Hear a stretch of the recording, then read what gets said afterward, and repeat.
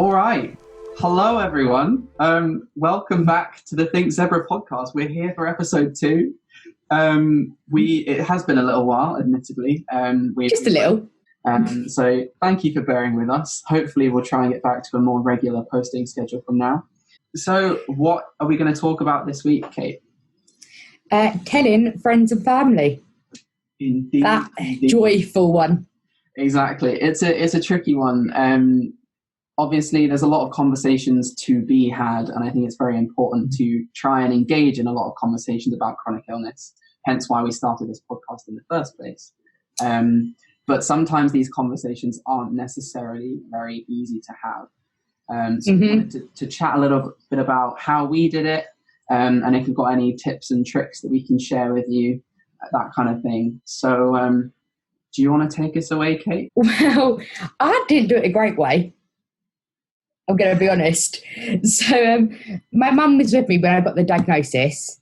Mm-hmm. So she knew, and then she told my nan, who told everyone else on that side of the family. And then she told my brother. I didn't tell any of my friends to begin with. Mm-hmm. I was quite ashamed. Like, I didn't know how to tell people. I felt like it was my fault. You know, all those rubbish things that it's not. Yeah. And so, I didn't tell people. So I lost some friends because I was like, I was always ill, couldn't come out and all that stuff. Yeah. So it was hard. I told my dad by text. And then I got a call from him. Yeah, naturally. But yeah, no, I didn't really do much of the telling to begin with.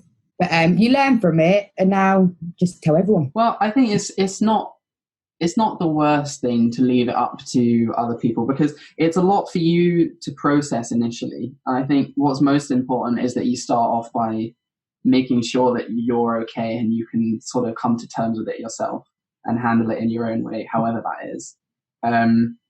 But I think in an ideal world, I think being more open about it and trying to have these conversations is good.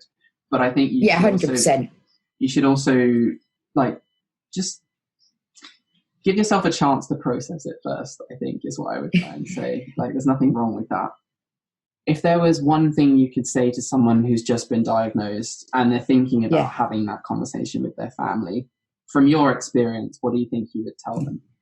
I would tell them you're nervous and tell them it's hard for you, but be as open as possible. And if they have questions, answer them, or even give them stuff on the internet that they can read about if you're not comfortable enough to answer the questions yet. Mm-hmm.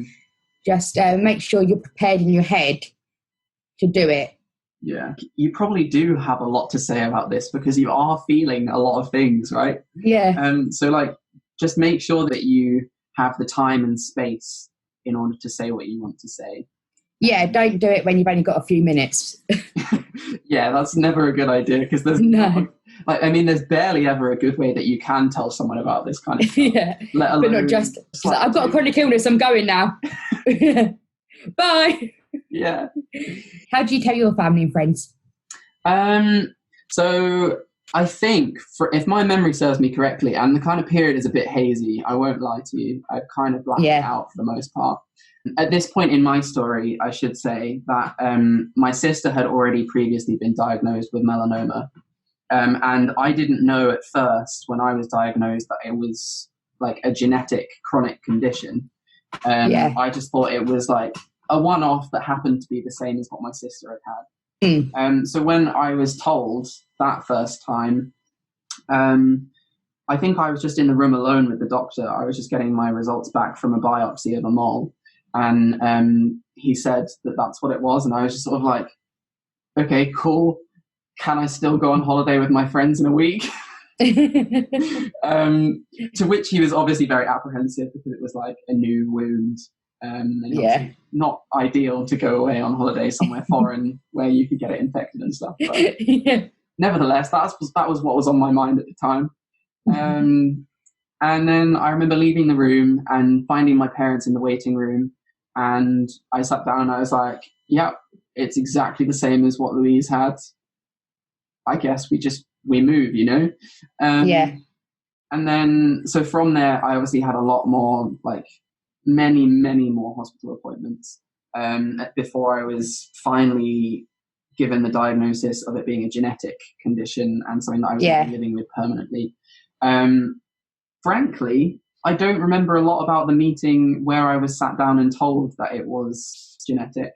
I remember having a blood test and then coming back a few weeks later to the genetics department and then them sitting me down and telling me, at which point I think my sister was there at the same time, and certainly my mum, and I think my dad was also there, but I'm not certain about that. So I think most of us were all in the room together when we found out. Yeah. Obviously it concerned me and my sister at the same time. So I think I was quite lucky in the sense that I wasn't going through it alone. And I think that was really, really helpful for me because I didn't have to have those initial conversations just coming from me. Like everyone was present. Everyone heard exactly what I heard. We were all able to kind of take it in at the same time. And I think for me, it was a bit of a lifesaver having my sister go through it at the same time because it instantly felt much less lonely. And I think there is a tendency in situations like this when you're diagnosed with a chronic illness, a lot of the time it is just you. So I think I would encourage you to reach out to, even if it's just one person, if there's only one person you can tell, just try and reach out to them and open up, because as soon as you have that one person who understands, that one person who's on your side, kind of fighting your corner, then it instantly becomes so much easier. Like a lot less lonely. Like you're not alone and you're not fighting against everyone all at the same time. Yeah. In terms of having the big conversation, if you will, with like my friends that had to happen, that was slightly different. I did have to kind of, at first, like you, I was very hesitant to say anything because I didn't want anyone to look at me differently. I didn't want anyone to pity me, because at that point I didn't want pity. The worst. That was the last thing I wanted. I just wanted people to understand. And for the most part, I'm incredibly grateful because the group of friends who I told were incredibly understanding. Like there was absolutely no condescension. There was no insensitive questioning. It was all very like respectful and from a really positive place of support. So I was very lucky. And I'm sure many other people would say that because they probably had very different experiences.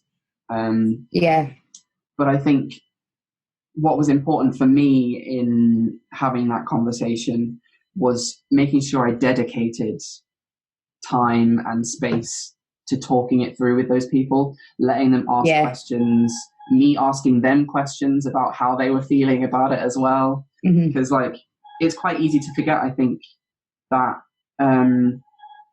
yes, it's something that you're going through and that's immediately what you're going to think about. But your family and your friends are also going to have to process this in their own way. Because it's hard for them. I don't know about you. Have you had any experiences with family and friends where you had to give them a moment to...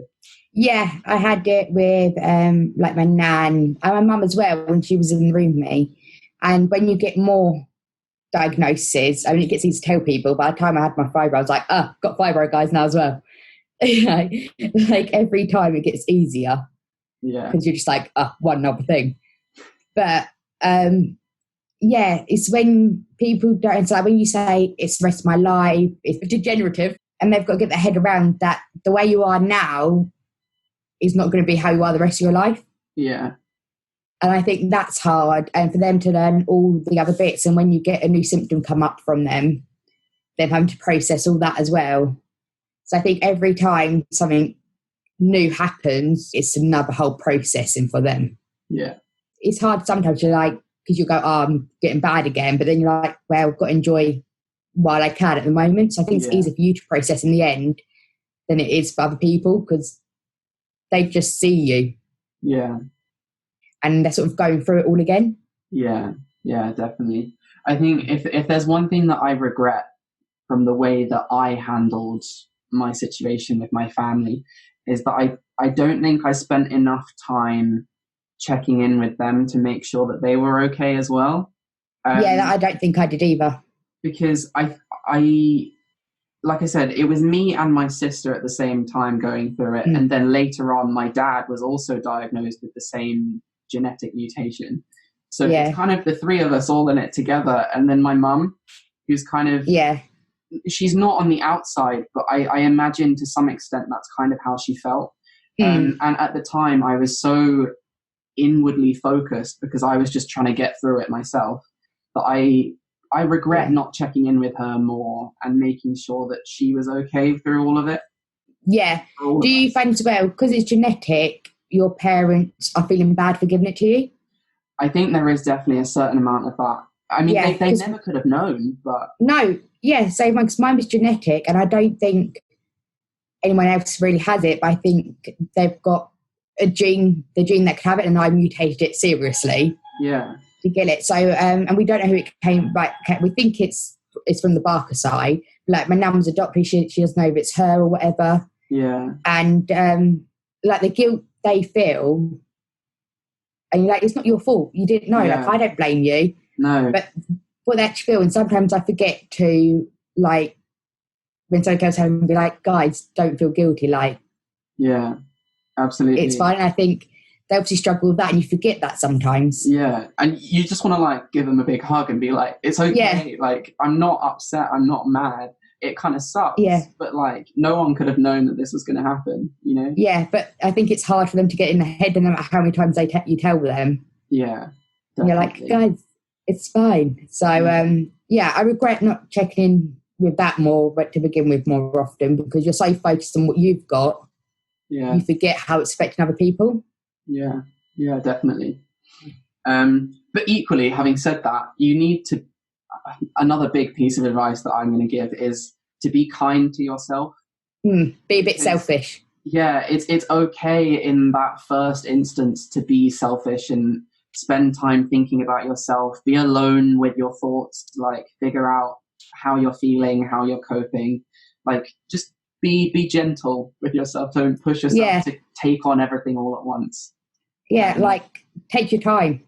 Yeah, exactly. Yeah. And then once you feel like you're starting to get things under control again, you can start looking out for the other people in your life who might be having to deal with it too. Yeah, but you've got to focus on yourself first, because if you focus on them, you're just pushing it away, and it will come back and bite you a lot harder. Exactly. There's a famous saying, isn't there? There's like, if you can't look after yourself, you can't look after anyone else. Yeah. Something like that. Yeah, I think that, that's so true. Yeah, definitely. It's hard to remember it, but... Yeah, I'll say it's one of those things that's always easier said than done. But yeah.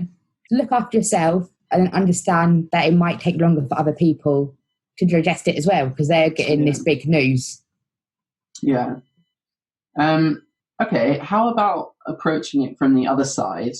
What advice do you think you would give someone who is listening or reacting to someone else's story?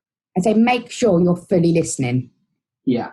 Yeah, and don't interrupt until they're finished speaking, and then ask questions. Yeah. But like, look at how they're reacting, and look at how they're sitting, like the body language and how they're talking, and you need to know whether it's the right time to ask questions. Yeah. So like, react to how they're reacting, and just go and do your research.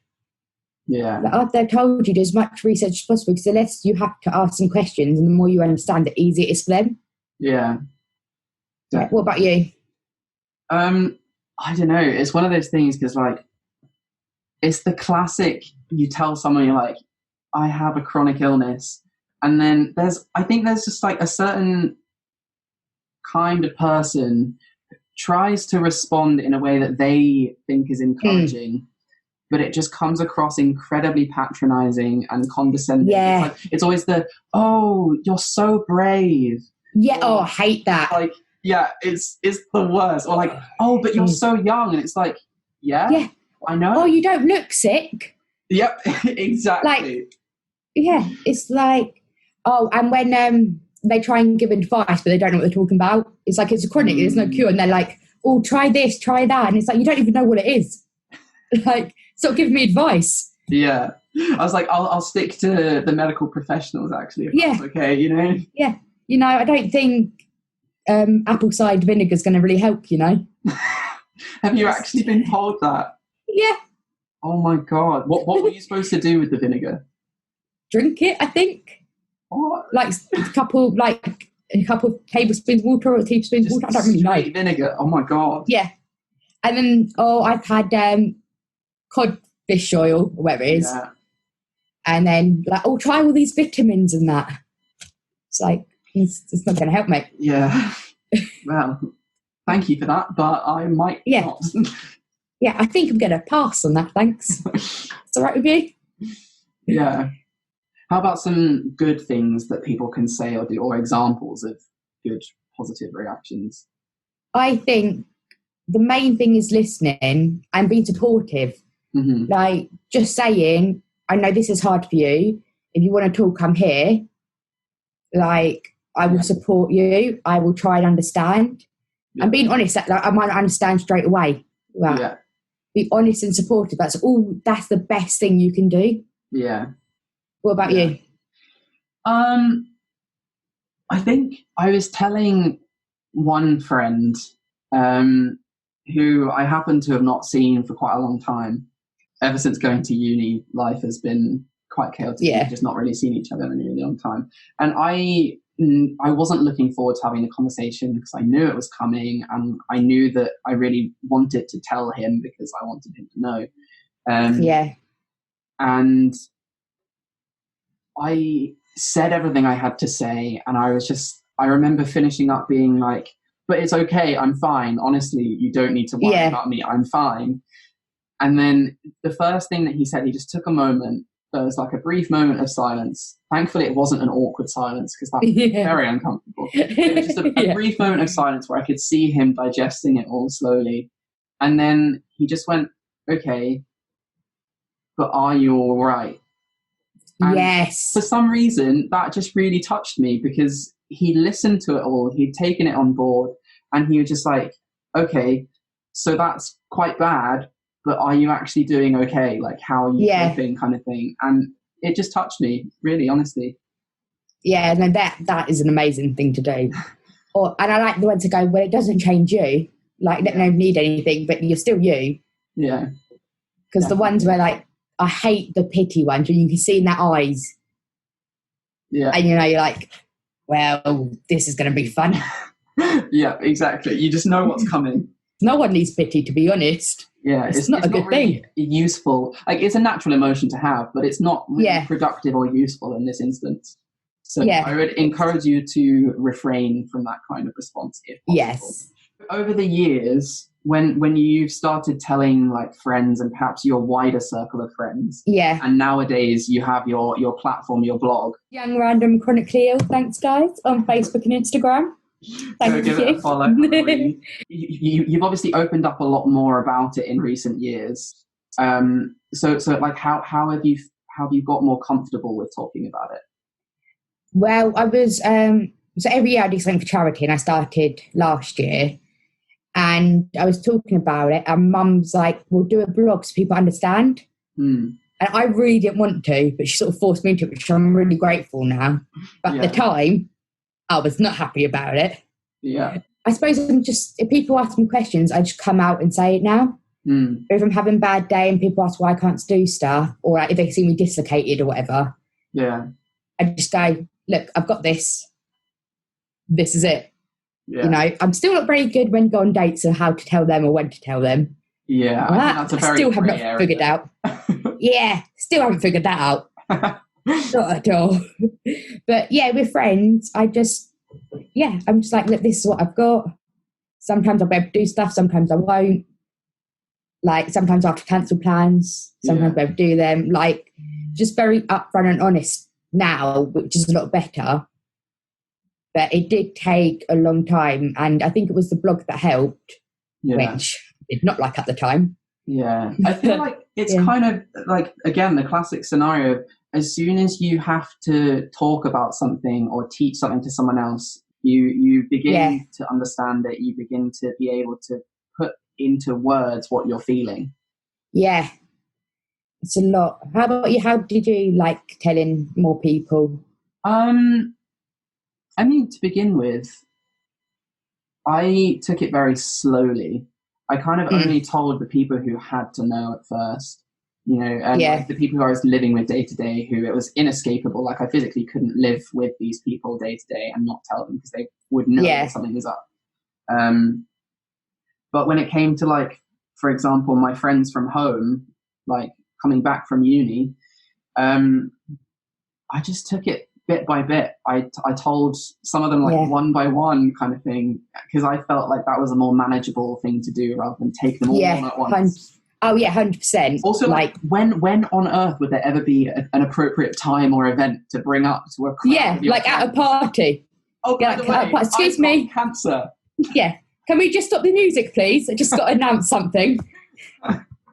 Exactly. No. So, like, I found telling people one-to-one a lot more manageable and easier to do. Yeah, same here. Even if it takes longer, I found it to be the best option for me. But you might find something different. So I guess just go with your gut and what you think you can manage. Yeah, well, mine took I'm trying to get there, 2-3 years before I started in the blog, and I was really comfortable. Yeah. Telling people. So it does take a while. Yeah. And now I'm just like, hey, if I meet anyone new and I become friends with them, I need to know, I'm like, I've got this. Yeah. Have fun with it, But see, like, I went for a walk today, got a dislocated knee, and I was on my walking stick, and I saw this old lady. Old people just talk to me. I went for a walk the other day, walking over a mile for this old lady. Just talk to me. This was a different old lady, and she was like, "Oh, what you done?" I was like, "Dislocated knee." She went, "Oh, you poor thing." I went, "Oh, it's normal." And she went, "What?" I went, "I've got an illness that I dislocate all the time." And she was there with her walking stick, and I was there with mine. And she was like, "Well, I made tea, so, I've had a good run." And she's like, "How old are you?" I went, 22. She went, "Oh, that's bad." I was like, "All right, thanks." Oh, bless. Just like, thanks for that. But, it's just, people ask, I just tell them now. Yeah. It's the easiest way, I think. Like, just let people know. Yeah. It's especially easy telling strangers you're not going to see you again, because it helps you to then tell your friends or new friends you make, whatever. It's almost like good practice. It's quite, like, liberating. Like, yeah, that's what I found. Because it doesn't matter how it goes, because you'll never see them again. Exactly. I went telling a lot of strangers more when they asked than I did people I knew, and that's how I think I got comfortable. Yeah. And to be fair, most of the time, people, like, even strangers, when you tell them about it, are actually pretty sympathetic. Oh yeah, 100%. I mean, not that so much like Lady then, but most of them are. Most of them are lovely, and most of them want to know more as well. Yeah. Yeah, which definitely gives you practice in answering questions. Yeah, exactly. Yeah, just go on a bus or a train and go, "Hello." This is what I got. So, it is getting to that time of year. We're heading head first into the festive season with all kinds of holidays, cultural festivals, parties, that kind of stuff coming up.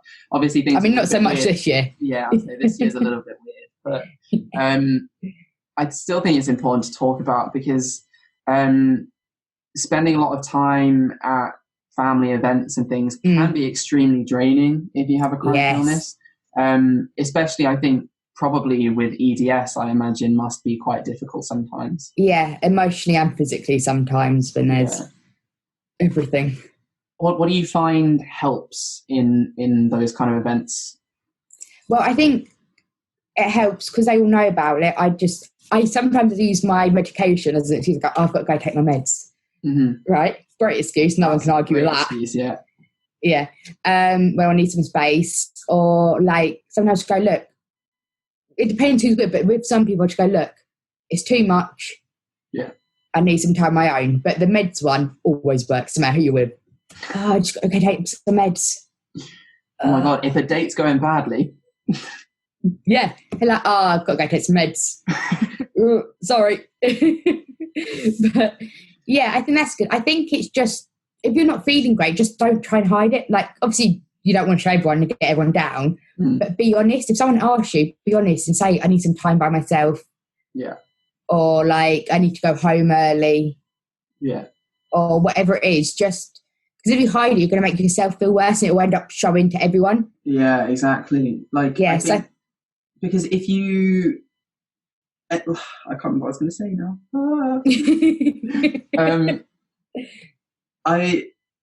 Honestly, it's just gone. It's fully just gone. You've had mind mist. if you don't share the way that you're feeling, because most people don't have to think about how fatigued they are on a certain day, or how emotionally drained they are from their chronic illness. Or how much pain. Need to think about that. So if you don't vocalize it and you don't communicate that you need some downtime or you can't physically do this right now, people won't necessarily realize because they're too busy having a good time and thinking that everyone's great. So I guess trying to communicate your needs clearly is probably the most important thing in a scenario like that. Yeah, you've got to remember that for normal people, this, like, it's normal for us, but it's not for them. Yeah. Like, they don't have to think about half the stuff we think about, like what time we take meds, like, can we do stuff like fatigue, how's our pain level, like how many spoons we've got, all that stuff. Like, they don't have to think about that because, you know, they've got unlimited spoons, lucky people. So we just, you just got to make, you don't have to tell everyone, just that one person or two people that you trust the most or you know understand the most. Yeah. Just say to them. And then if you have to leave, they can tell everyone else that you have to leave. Or you can just say bye and go away. You need to go, I've got to go if you don't tell everyone. Yeah. Equally, going to events and making sure that there's someone there who is aware of how you're feeling and what your situation is, that kind of thing, is always helpful, because if there's another person who understands, you don't necessarily have to explain yourself. But also don't stop going to events or family stuff or whatever because you're scared. Like, you still need to enjoy it. And if you're having a reasonably good day, so like you're not stuck in bed or you're not too fatigued or whatever, go. You can always leave early. Yeah. You just tell people, but like, sometimes it makes you feel better. Yeah. And like, sure, there might be a few awkward conversations, but like, it's a family meeting, like, it's a family gathering. Like, there's gonna be awkward conversations. It's even if it's not about your health, it would be like, oh, when you get a boyfriend or stuff like that. Exactly. You know, there's, no matter what, there's awkward conversations for everyone there. Yeah, exactly. Just try and like embrace it as much as you can. And then just know where your boundaries are so that you can dip out when you need to, that kind of thing. Yeah, listen to your body. So what is possibly the strangest thing someone has said to you about your health or your condition? I had someone tell me, right, this is fun. I was at an OCR. I had 2 dislocated hips because, you know, not just the one. Like to be a bit of fun. Symmetry, right? Yeah, exactly. You've got to keep it even. And I was at the final obstacle, and first of all, they wanted me to climb up this massive blow up slide, and I was like, I can't get up there. Like, my legs aren't even straight, mate. It's not going to happen. So now I was at the bottom, and I got this hug from my friend, but he doesn't give loads of people hugs. OCR is a very huggy place. And he gave me a hug, and this woman was like, oh, where's my hug? And he was like, I don't really want to go for a hug. And he got forced to. She went, why do you get all the hugs, Kate? So I went as a joke because I'm disabled, which is a fact. I am disabled. And she started going, you're not disabled. You've made me really angry saying that. You're just disadvantaged at times. I was like, everyone's disadvantaged at times, mate. Yeah. Like, yes, that was fun. What a strange reaction to have. That's not... I know. Yeah, that's the strangest one I've had. I don't know. I just don't know how to rationalise things like that. No, but she follows my blog. Oh. Right. Yeah, that's why I was like, what? But, you know, I just laughed about it. What about you? What's your strangest reaction? I do have a good one from after I had a surgery one time. And basically, it was quite an invasive surgery. I will probably talk about it in another episode where we discuss each of like Kate's and my full stories in detail. All right, yeah. But I had to have quite an invasive surgery that involved a skin graft. And I'd never had a skin graft before. I didn't really know how it would work and what would happen. But essentially, they just took some skin, like a square of skin, maybe that size, from my thigh. Sorry. For those of you listening, you don't know how big that is. It's about like maybe 8 centimetres by 8 centimetres. Go on YouTube, you'll see. Yeah, exactly. Watch us on YouTube. It was about an 8 by 8 centimetres square of of skin they took from my thigh, and they basically put it on the wound on my back. And my dad, for whatever reason, just turned around and he went, "So does that mean we can start calling you butt neck then?" That's amazing. And honestly, when he said that, I had no words. I didn't know how to react. I was like, I think I just cracked, and then I just started laughing. And it was quite nice, light relief, because obviously I was not looking forward to it. Yeah. So to have a bit, like, a ray of light in there that made me lighten up and laugh about it was really, really good. And now it's a new family nickname. I am butt neck now sometimes. I love that. Yeah. Yeah. I've had it when I've told people I've been going on dates with or whatever you're talking to. Yeah. Most of all, the first question I get is, "Oh, something you're really flexible," or "Can you put your legs behind your head?" Oh, God. Yeah. I mean, I can, but, don't ask that stuff. Yeah, that's bad vibes on a first date. Yeah. I'm like, no, just no one wants that. I mean, they might in future, but not for the first question you told them. Yeah, not literally 5 minutes after meeting. Yeah. Like, I'm going to leave now, thanks. Bit crass. Yeah. Actually, I've just thought of another one. Basically, at uni, we had to have these meetings once a year with, like, the head of the college. So the university I go to is split into different colleges, and then from there you get your teaching within the college. And you have these yearly meetings with the head of the college and your tutors, all in the same room at the same time. So it's kind of intense, bit like a lot of the time going into it. And this was literally the term after I had the really big surgery, and it wasn't long after my diagnosis, full stop. So it was the first term I'd been back at uni after having all of the diagnosis and all of the surgery. And I remember having to kind of rehash it a bit and then kind of explain it to the principal who was there, the head of the college. And I just finished talking, and I could see the look in his eyes, the one we were talking about earlier, that was like, you just know he's going to say something that you don't want to hear right now. And he went and did it. He just came clean out with it, and he just went, "So I've been talking to your tutors, and we're really pleased with the progress you've been making this term. I just wanted to say that with everything you've had going on, I think it's just really, really inspirational to hear." I hate like that. Yours. And I was just cringing so hard inside.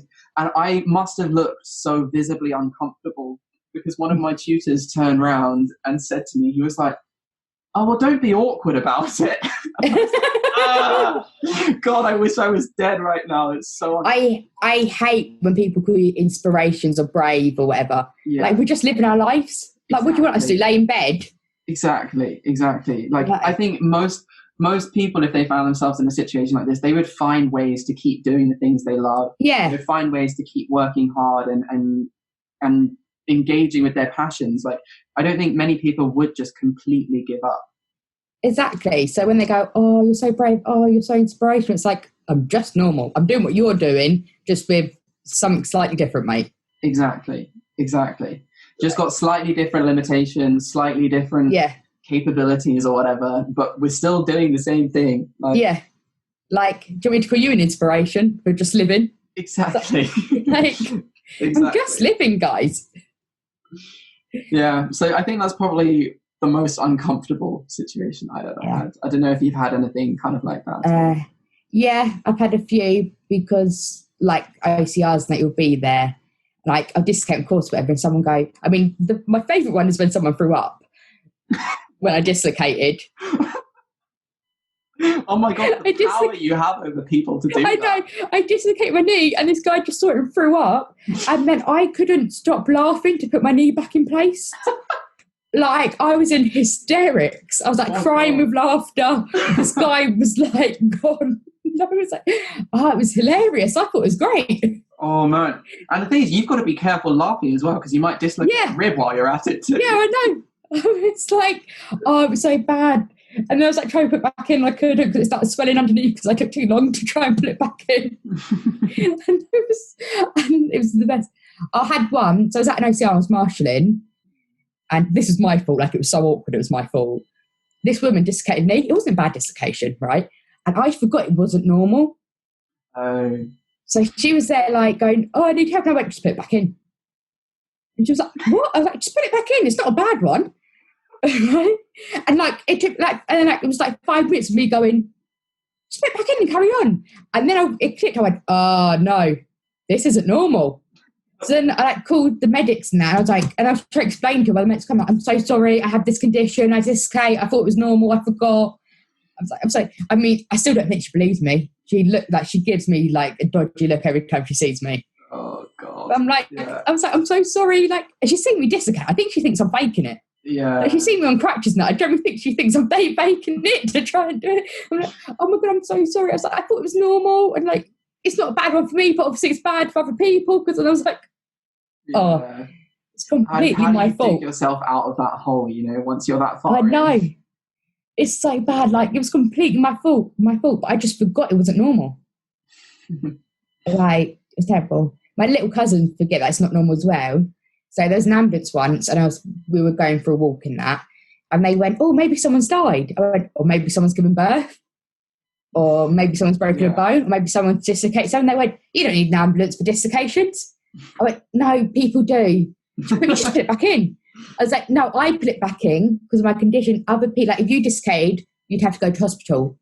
Yeah. The majority of people have to go to hospital. She was like, I don't believe you. I was like, no, they do. I was like, when I have my crutches and all that, and sometimes you see me take my medication and everything. That's because I have an illness, which means I'm slightly different. I can do stuff. But for everyone else, I mean, she believes it now, but it took a while to tell her. And sometimes you're just in the moment and you'll forget that it's not normal for people because you're so used to it. Yeah. You're like, oh, it's fine. And because you're so blasé about it happening to yourself. Yeah. Like, I'm too blasé. I don't go to the doctor's hospital when I should do enough, really. I'm just like, it's fine. Right? I'm too blasé. So when I saw that, I was just in a blasé moment. Yeah. And you're just like, it's fine. It's not fine. Just shake it off, Yeah. Just put it back in, carry on. I've had from a lot of people go, oh, you should try yoga. Which, if you have EDS, it's one of the worst things because yoga is about being more flexible. And you don't want to be more flexible when you have EDS. No. But I told this one person, it was a friend of someone, like an old person, but I can't remember who in the family. It was a friend of or whatever. And I was having a really bad day. And so she asked, and I told her, and she went, oh, yoga fixes everything. Go to yoga, you'll be fine. And I was like, no, I can't do yoga. Yoga's bad for me. She went, nah, yoga's good for everyone. Yoga will be fine. And I was trying to explain that I couldn't do it. And she just wouldn't listen to me, wouldn't believe me. She's like, no, yoga, I'll go to a class, come along. It's like, no, I can't do yoga. I've medically been told not to do yoga. Or like if they've had like a bad strain or whatever, or like if they break their arm, they need to strengthen. They go, oh, it's really helped me. Yeah, but that's because you've got a completely different problem to me. Yeah, I'm glad it's helped you, but it's not going to for me. Yeah. Do you think a lot of that is because of your age? Because you are still young? Do you think people think, oh, like this will probably help you sort it out? Yeah, I think so. And I think because so much on the internet and everything is, oh, yoga will help this. Like if you have a pain, yoga helps and all that stuff. So I think it's partly the internet and partly because they see your age. And when you say it's not fixable, they don't believe you. Yeah. And half the time you say you're ill, they're like, oh, you're not, you're too young. So when they do believe you, they don't believe you that it's not fixable. Yeah. I think it comes from a good place, but it's just not helpful or constructive. Yeah. And once you get it a certain amount of times, you do sort of want to have a go at them when someone else says it again. Yeah, I can only imagine. Yeah, you get a bit annoyed. And you have to pretend you're all right. And you go, oh, yoga? Yeah, no, I can't. Yeah, no, I can't. You've got like, and in your head you're going, oh my gosh, shut up. That tone of voice is incredible. It's like your work voice. Like people who work in retail have a work voice, and that's like the chronic illness version of a work voice. Yeah, I have a work voice on the phone. And it's like the other one. Oh, yeah. Yeah, or when people like with the apple cider vinegar and that, it's like, yeah. I'll definitely look into it. Yeah, so many vitamins. Oh, this is meant to help with your muscle pain. This is meant to help with your muscle strength. You're like, oh, yeah, I'll look into it. Yeah, thanks. Yeah, I'll give it a go. I'm not giving it a go because I know it's not going to work, but I'll let you know. Exactly. Now, for those of you who have listened to the podcast before, and you may be familiar with the last episode, maybe you've listened to it once, maybe you've listened to it multiple times, you may know that we decided to introduce a discussion segment about representation of chronic illness in the media. And last time we spent a bit of time talking about a film called Brain on Fire. Neither of us liked. Which neither of us liked very much. You'll have to check out episode 1 if you want to hear more about that. Yeah. But this week we're going to mix it up a bit. So what have we got? We have got Avril Lavigne's song, Head Above Water. Do you want me to, I've got some backstory on it if you want. Yeah, go for it. Yeah, so, I've got my notes. So, this was her, oh no, I've gone past it. There you go. This was her, the song is about her journey with Lyme disease. Mm-hmm. And it was her first song for 5 years with her suffering rate, and it came out in 2018. Yeah. And she said that one night she felt like she was dying. Mm-hmm. And like she had accepted that she was going to die, and it felt like she was drowning under her breath, and you know, she was fine, she prayed to God, and that's where the song came from. Actually, maybe it might be worth elaborating a little bit more about what Lyme disease is, because there might be people listening to this who haven't heard about it or don't know what it is, just recognize the name, that kind of thing. So Lyme disease is an infectious disease that's commonly spread from ticks to humans. Like a lot of the common symptoms include like a rash, like headaches, fever, fatigue, that kind of thing. And in extreme cases, I think it can go as far as like joint pain and stiffness, like heart palpitations. But typically what makes it chronic, I believe, is often post-treatment when someone still experiences the symptoms of the disease. So like it's kind of like glandular fever. My understanding is that once you have those symptoms, they don't necessarily go away. You could be dealing with them for the rest of your life. Which is why it's classed as a chronic illness. Yeah, it won't be for everyone, but for some. Yeah. It's you know, some people come back fine from it. Experts don't know why some people carry on having the symptoms after it's treated. Yeah. So no one knows the reason for it yet. It's kind of hard to predict, I guess. Yeah. Which I guess is where a lot of the emotions from this come from, like that kind of uncertainty, that kind of fear of the unknown, like you're not really knowing how you're going to be able to cope with this. Which I think is what every chronic illness has. I think they all have that in common. Yeah. I think so. Did you like the song? I related to it quite a bit. Yeah? Yeah, I thought it was all right. I mean, I listen to all sorts of music. It's probably not something I'd listen to all the time. Yeah. But I really related to some of the lyrics. I read the lyrics through and everything as I was listening. Yeah, me too. I did really relate to some of the lyrics, what she said. Yeah. And I thought it works. Like I think you can relate to it with physical or mental illness. Mm-hmm. What do you think? First of all, I was very confused because in my mind, Avril Lavigne is still like the sort of pop rock 2000s. Yeah, and it was completely different vibe. Yeah, and like I only know like 2 songs of hers, I think, from that era. Maybe 3. Same here. Like Skater Boy, Girlfriend. Yes, Complicated, I think was maybe the other one. I don't know. And so it's, first of all, very, very different to that stylistically. It's much more sort of chill, a little bit more calm, but still with some rock influences. You can kind of hear where she's come from, and it sounds like a more mature sound of that. Yeah, 100%. It's like she's grown. Yeah, I guess that must be because she's been so heavily shaped by this experience. Yeah.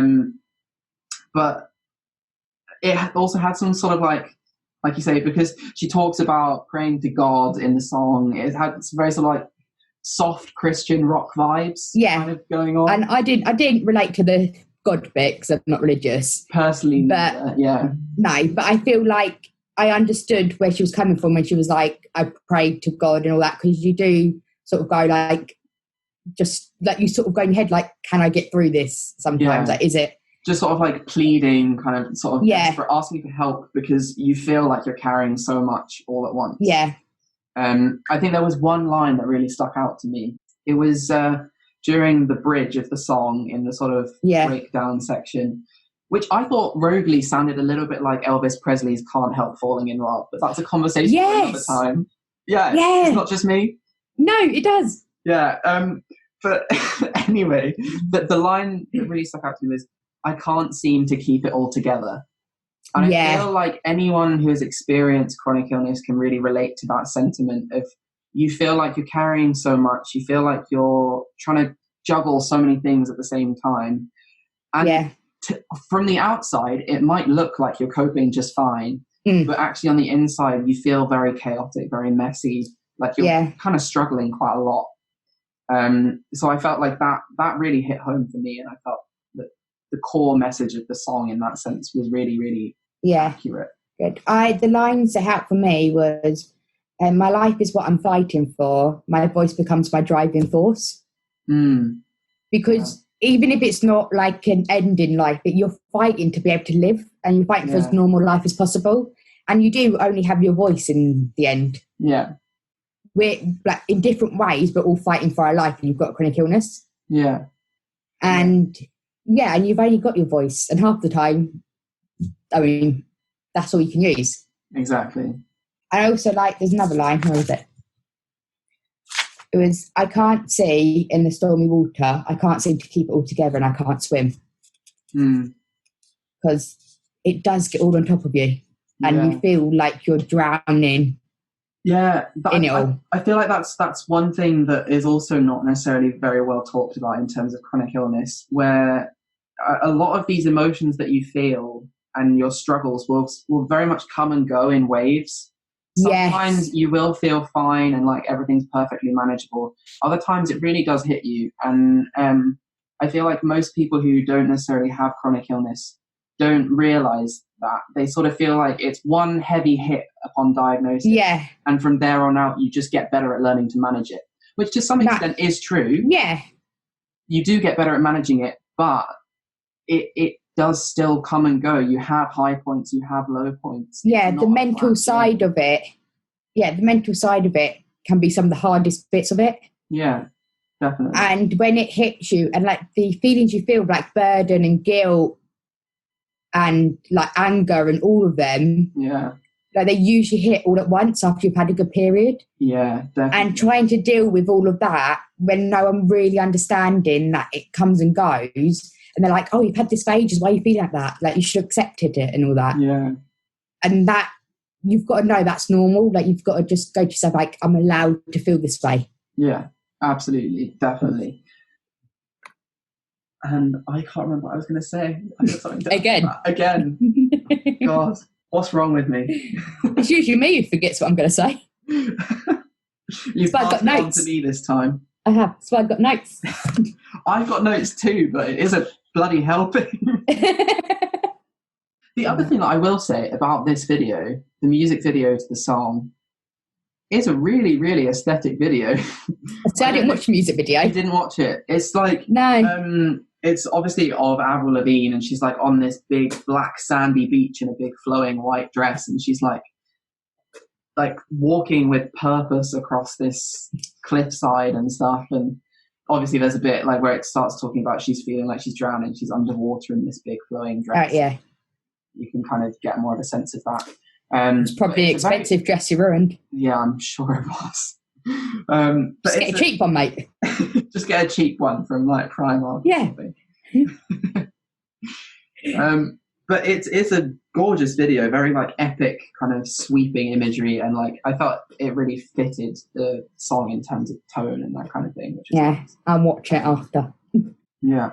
But she also set up a foundation, the Avril Lavigne Foundation, to bring the awareness to this Seriously of Lyme disease. So, I saw that at the end of the music video for this song. I saw that it came up on screen. They have a website, AvrilLavigneFoundation.org, I believe. And I had no idea. I hadn't heard of it at all. No, I hadn't either.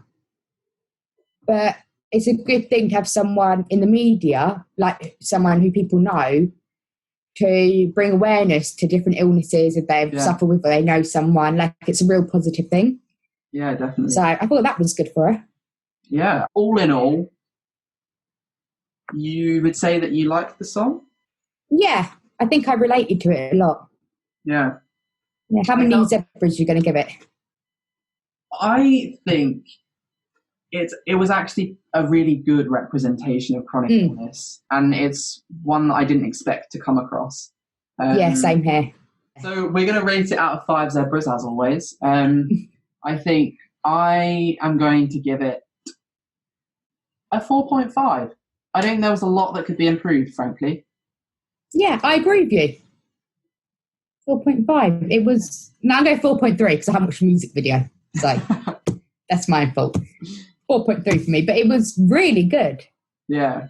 I just felt like it really connected with a lot of the more difficult emotions that people feel when they're experiencing chronic illness. Yeah.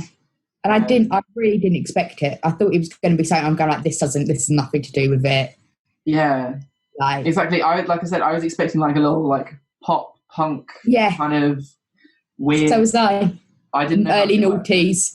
I think they pulled it off very successfully. And same I think here. it's a very important voice to be out there and to be heard. So I'd encourage you all to give it a listen if you get the chance.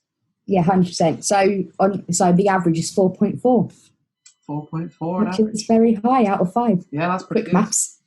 Best score so far, but out of 2 things. What was the other one? Like 1 point something. It was bad. Yeah, we did not rate that well. Have you heard? And this is kind of delving into conspiracy theory territory here, but what he loves. Heard about the people, because obviously Avril Lavigne disappeared for about 5 years with the Lyme disease. Because she had Lyme disease and she was in recovery and trying to get her life back to normal. But people think that since she's gone AWOL, she's been replaced by a doppelganger. They think that the Avril Lavigne that you see touring and performing and in public nowadays is not the same person as it was in the 2000s. Well, they think they kidnapped the other one and tied her up or something. I don't know. Honestly, I'm going to Google it to make sure that I'm not absolutely chatting out of my arse. But I'm certain that there is a legitimate conspiracy. Well, legitimate conspiracy theory is a bit of a like, what do they think happened to her? Oh my God, no, it's even worse. They think that she's died and has been replaced by a lookalike. Why would someone do that? I don't know. I mean, I don't think she was that important that she had to be replaced. True. Like, if she did die, I don't think she's like that important that they had to find a doppelganger. Oh my God, there's various iterations of this, actually. Oh. Apparently, the oldest conspiracy theory was that she's been cloned. So it's actually once again, nowadays. Yeah, once again, I don't think she's the first person you would clone. No offence, Avril Lavigne, if you listen to this, which are very unlikely. But if you do, no offence, but, you know. So apparently, at the beginning of Avril Lavigne's career, she was struggling to handle fame. So she began using a body double in public whose name is Melissa. And the conspiracy theory is that apparently the real Avril Lavigne has died, but the record company has replaced her with Melissa full time. But surely the record company would make more money once someone died, because their singles always get brought again. I honestly, like the records go like really high once someone dies. Yeah, but maybe they're looking for a more like long lasting. Yeah. Kind of career. I don't think it's working. If they've done it, I don't think it's working how they planned. Once again, no offence, Avril. I'm very sorry if I offend you. Oh my goodness. She's not listening. People are actually crazy. So apparently supposed proof includes shots of Avril Lavigne on the red carpet where Avril Lavigne typically would choose to wear trousers, but Melissa prefers to wear dresses and skirts. As if the same person can't choose to wear a dress or a skirt one day. Yeah, it's not like she might have, like, people's fashion choices change or anything in the clothes they want to wear. That never changes. Never. Everyone always just wears the same stuff. Once you wear one thing, you have to wear that forever. Did you not know? Yeah. Oh, I mean, they must think I've been cloned lots of times then. And apparently, Melissa has left clues in song lyrics. Apparently, in the song "Slipped Away," Melissa sings the words, "The day you slipped away was the day I found it won't be the same." You know, that couldn't be about someone Avril knows dying or something, or just breaking up with someone. No, definitely not. Definitely. No, definitely not. That means that, you know, she's gone and, I've got to take over. But I sound exactly like the original Avril Lavigne. Oh, dear. Well, even if the conspiracy theory is nuts, which I'm fairly confident that it is nuts, yeah. It's brought some joy to people around the world, I guess. Something to talk about. It's brought some joy to us right now. Yeah, even just discussing how stupid it is. Yeah. And, it doesn't take away from, even if it was Melissa, it doesn't take away from how good the song was. Absolutely, chronic illness. Absolutely. Yeah. I see you, Avril, / I see you, Melissa, whoever you are. Yeah. Or clone. Or the clone. If you can you do a clone of me? Because then when I'm having a bad day, I can still get stuff done. That would be very helpful, wouldn't it? It would. Just, asking out there. If they've done it, just contact me. Yeah, so anyone listening to the podcast who has some connections in cloning, just hit us up. We'd like to get in touch. Yeah. You can even come on the podcast if you want. Yeah, absolutely. Yeah. So it is now that time in the podcast where we answer some questions that have been sent in. Yes. And this week we have a question from Owen, who's messaged in. And he asks, do you prefer people to ask lots of questions about your chronic illness, or would you rather they just avoid the topic altogether, or perhaps somewhere in between? Ask. I want people to ask, because that's how they learn. Avoiding it would just be when you've got a bad day, they don't know, it's awkward. 100%. If you've got a question, ask me. If I don't feel like I can answer it, I'll tell you. Yeah. But if you've got it, ask. What about you?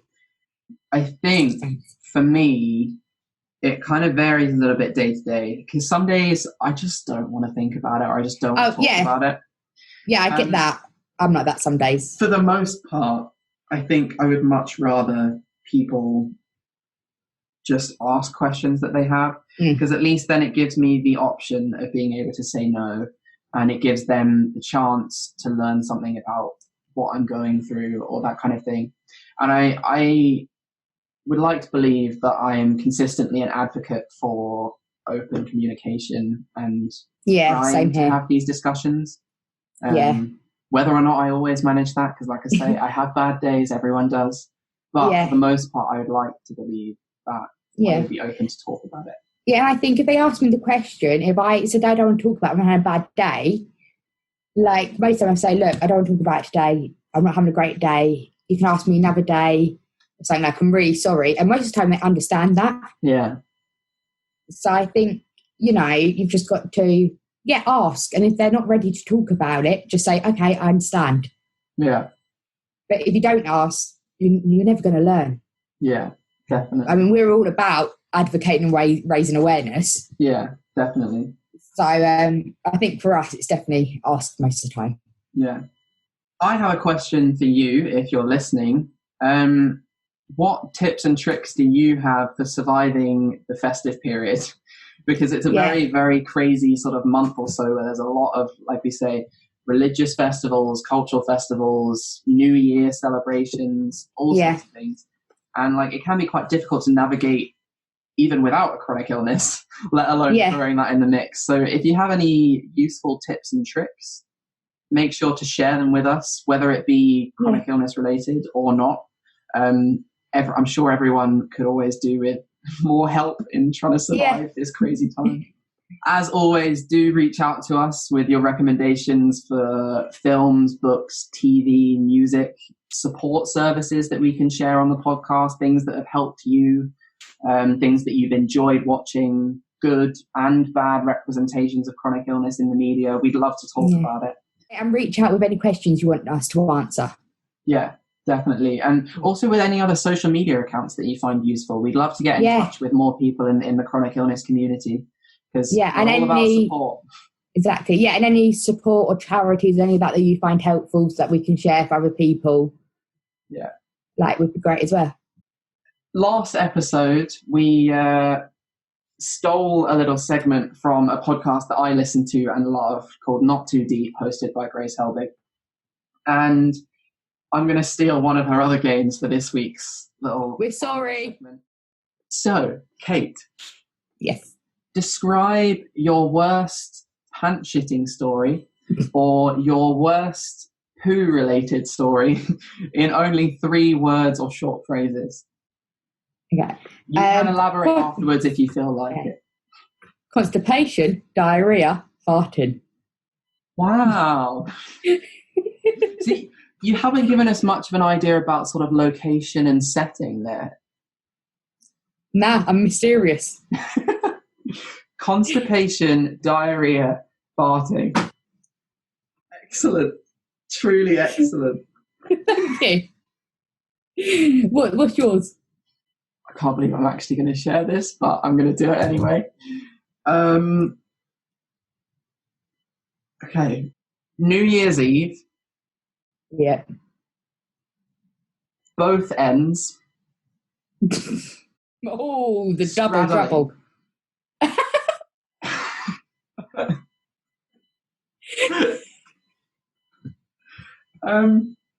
Yeah. I mean, we're both mysterious with these. Yeah. I might as well elaborate because I think the embarrassing part is done already. Fair enough. So basically, I was 18 at a New Year's Eve party around a friend's house. And I was obviously drinking. I had been drinking for quite a long time.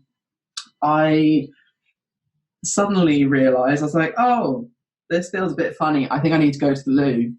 So obviously go to the loo. And I'm sat on the loo.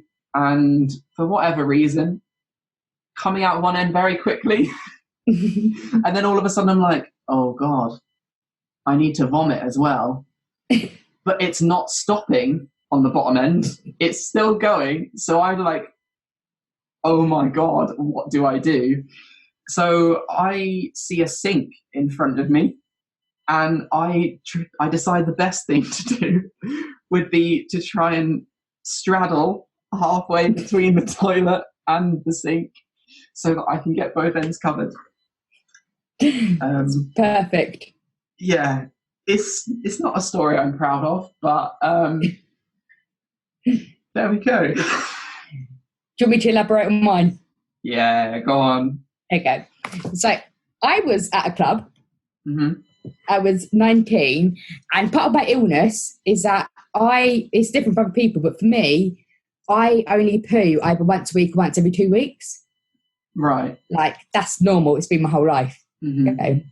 And, but this time I hadn't pooed for like a month. Oh, wow. And I pooed earlier on in the day. I thought, I'm all good now. Didn't, because sometimes you get diarrhea after, don't you? So I was at this club and I was kissing the sky, and a fart I didn't know I was going to have. Oh my God. Came.